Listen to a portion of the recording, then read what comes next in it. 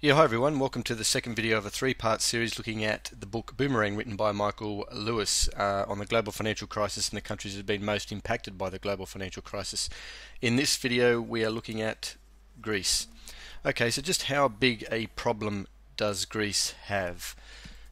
It's big. $400 billion in outstanding government debt, $800 billion in pension liabilities equals $1.2 trillion in debt. Let's get some perspective. For every working Greek, $250,000 in debt. So they're in a big hole.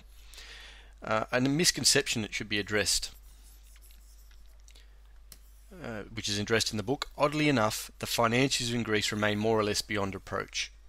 They never cease to be anything other than sleepy old commercial bankers. They didn't buy US subprime-backed bonds or leverage themselves to the hilt or pay themselves huge dollars. So what's the problem? Or what was the problem?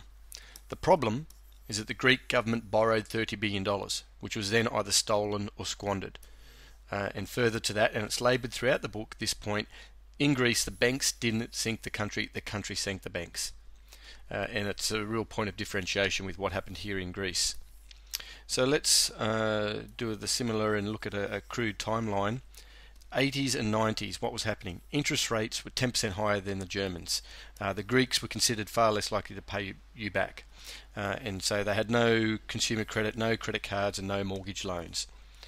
So what happened? Well, 2000, they wanted to be treated like a proper functioning economies, and what's that mean? Adopt the euro.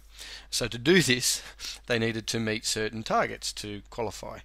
And so these targets included, these are not an exhaustive list, but they're the main ones, that they would not run up debt, that their budgets were under 3% of GDP, and that they would have a lower inflation. So in a flurry of statistical manipulation, Greece hit their targets. Just how did they do that? Well, it's probably no surprise to any of the listeners here or viewers. They cooked the books. They moved expenses, defence expenditure, pensions off the books, and they lowered inflation by freezing prices for electricity and water. They cut taxes on gas, alcohol and tobacco. And guess what? They also had help.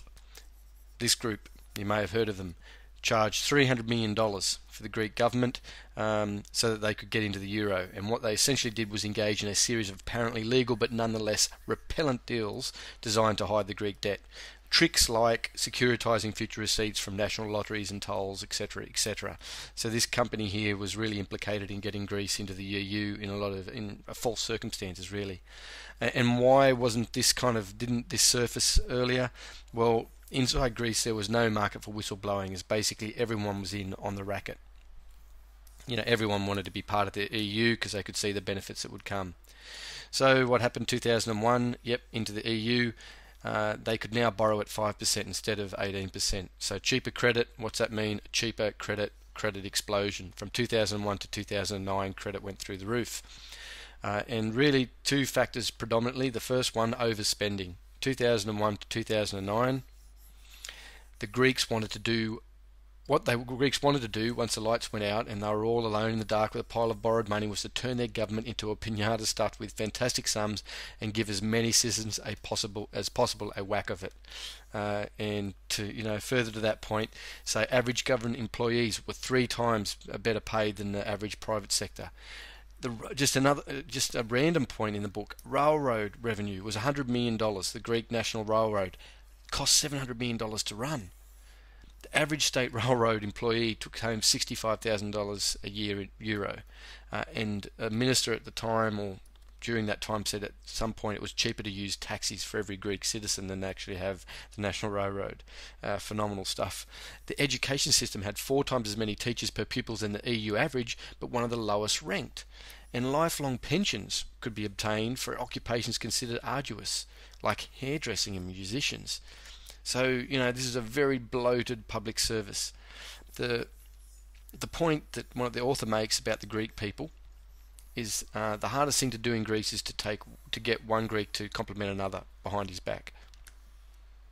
No success of any kind is regarded without suspicion. The total absence of faith in one another is self-reinforcing. So that's a problem. and a cultural trait that he feels exacerbated the issue that they find themselves in. Now, the other main factor that the author highlights is the not collecting. So he's a collector and he doesn't seem to be doing much because they didn't. The Greek people never learned to pay their taxes, and they never did because no one was punished. The extent of the cheating on tax collection and the amount of energy that went into it was breathtaking. An anecdote and story after story that the author makes mention in the book indicates that it was rife. 2/3 of doctors earn less than $17,000 a year, which means they pay no tax. The highest percentage of self-employed in Europe. Well, why was that? Are they all entrepreneurs? No. The only Greeks who paid their taxes were the ones who could not afford doing so. Salary employees of corporations. The rest of the economy cheated. That's why you became self-employed. You didn't have to pay taxes. So to finish, the author, when postulating or pondering what the future for Greece will be, a little pessimistic, I must say. Even if it is technically possible for Greece to repay their debts, live within their means, and return to good standing inside the EU, do they have the inner resources to do it?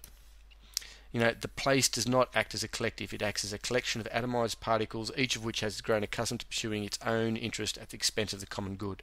So, unfortunately, not a really positive light to finish on there when looking at Greece. I'll just zoom out so we can get the content. But that is Greece. The main items of content looking at Greece and the GFC. So that's this video, and the next one will be Ireland.